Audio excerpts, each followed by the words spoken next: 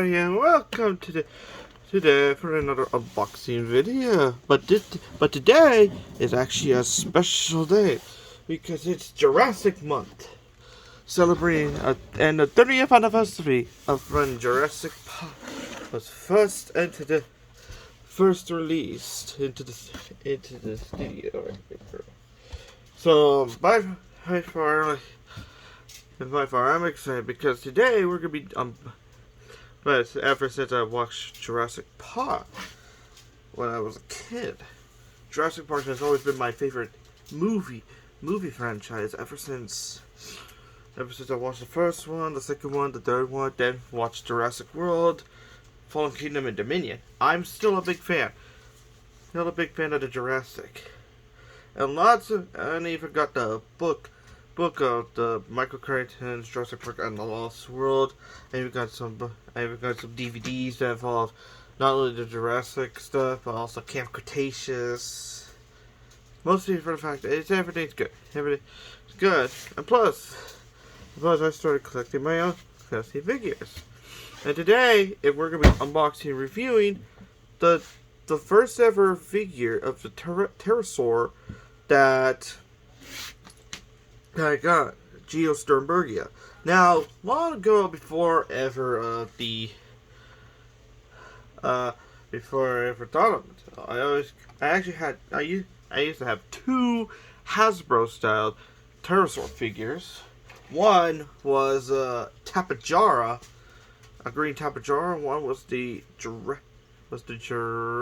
Park 3 Pteranodon that was pink and tannish.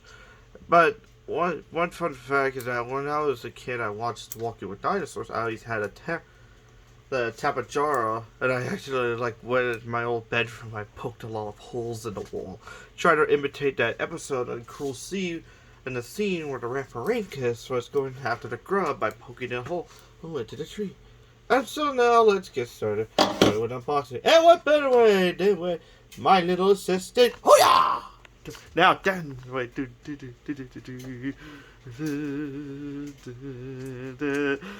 Wait. Oh yes! Oh yes! Good job! Now let's see those moves. Woo! It looks like someone's excited, aren't they? Show me how excited you are. Thank you. Okay, and here it is, Geosternbergia. And now, before we actually unbox it, there's a fun fact. During there's actually a written version of Jurassic, of the Lost World Jurassic Park. There was actually Geosternbergia was supposed to make its appearance. That made its appearance in the written version of the movie. But but there was actually a scene where the guy that was hunting the T-Rex, wanted to hunt down a bull T-Rex. He wanted to get he actually had a field guide that contained all the animals they needed for Jurassic Park San Diego, which was a project that John Hammond had before the island was ever thought of. And one of the creatures in that field guide was a Geosternbergia. So and by the way, the pterosaur was replaced. The Geosternbergia itself was actually replaced by a normal Pteranodon. Pteranodon. Yep. So now we are going to unbox. Okay, let's see.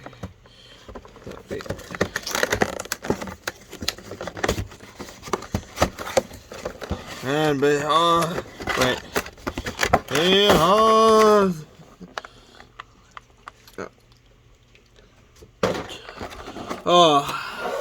and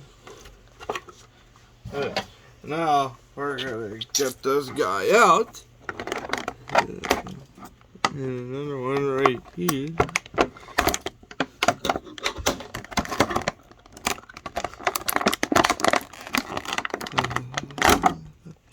Oh, here it is. Oh. And fun fact about this pterosaur. I wonder, can you actually open? Yeah, you can open its mouth. That's good. Okay, fun fact about some of these pterosaur figures. You can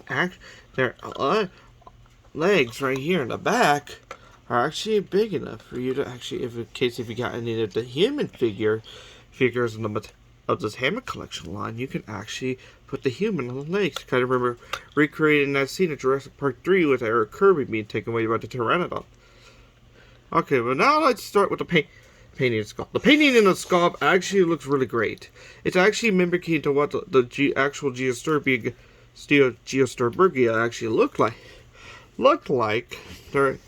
But that was actually in the early developments of that was in the written version of the film. Mostly like the painting in the beak and the crest and the blue.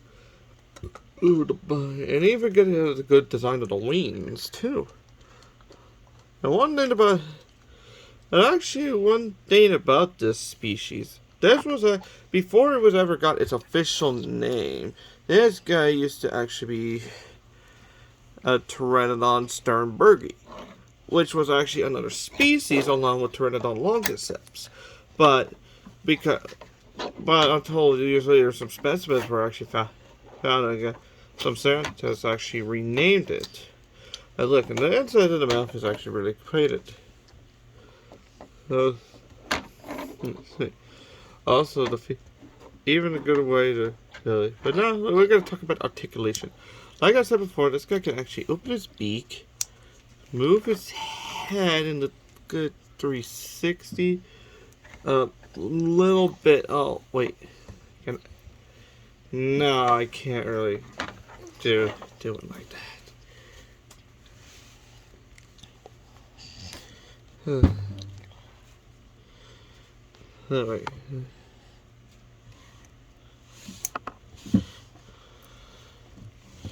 There. But also the wings can actually are on a hinge joint. Oh wait, look, and the wings are on a thin piece of rubber. But also, what makes these figures good is the fact.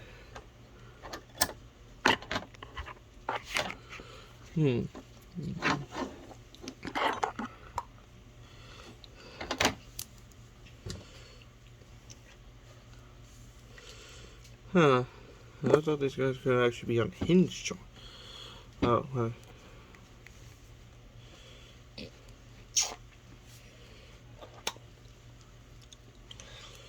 I think, well, I thought they could actually be walked upon. I thought they could be in a walking position because pterosaurs are known to do that. But still. Also, he has a hinge joint at the legs as well. Well, I mean, aside from me, I think it's a really good.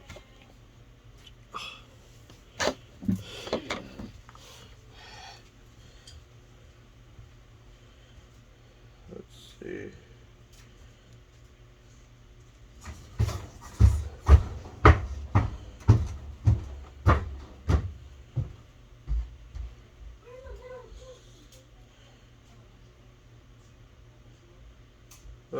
He's doing a video.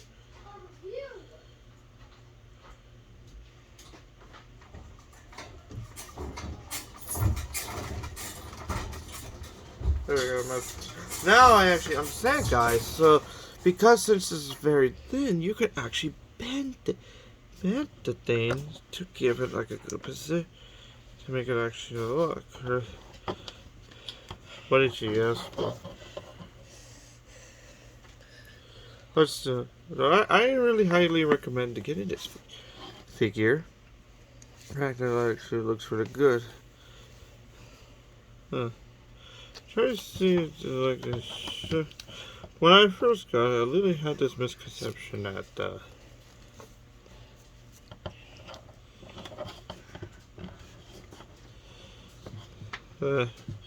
well, mostly I gotta mostly keep it look like it's flying. So, but still, it's actually one of the best pterosaur figures we ever actually had. That and one of the ever, but it doesn't really beat the OG Pteranodon, like the one from the third movie. But it does really good for the fact that I hope one day we get an actual Hammond collection Pteranodon. but giving us two versions of it. One would be based on the one from Sorno, while the one is going to be based on Nublar. But still, I really do enjoy this pterosaur figure. I know I'm going to actually size comparison, but I have to do it late now. Like, that, and even I have my Indoraptor figure right here. Mostly for the fact that it is actually now part of my actual true Mattel collection of figures. And I still think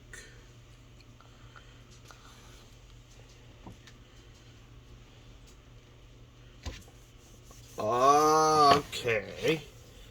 Now I understand. Oh, now there we go. Okay, now I understand. Look, that's how you do it. Because since these stuffs are rubber, it actually allows the figure to move perfectly to make it look like it's actually moving. Actually, it's walking.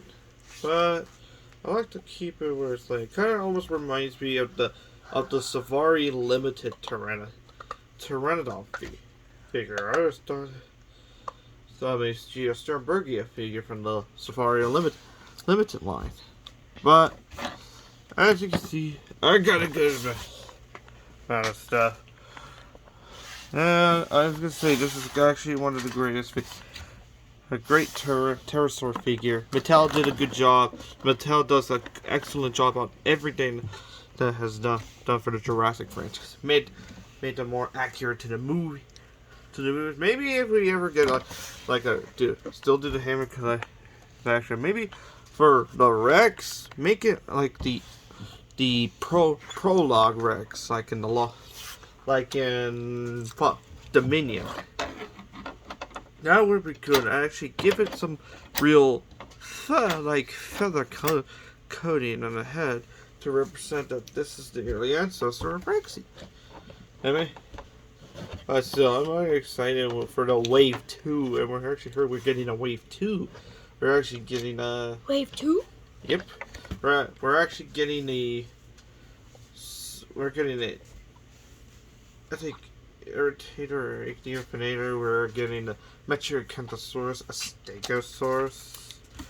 Stegosaurus, and with the Amphet, we're getting the Baby Rex with the Lost World, and most importantly, we're getting frickin' Brachiosaurus. Now or Giraffatitan, whatever. But alright, my little assistant, what do you have to say for the last final words? The figure is good. Bye. Yep. Well, guys, peace out, my friends. And remember, always stay Jurassic.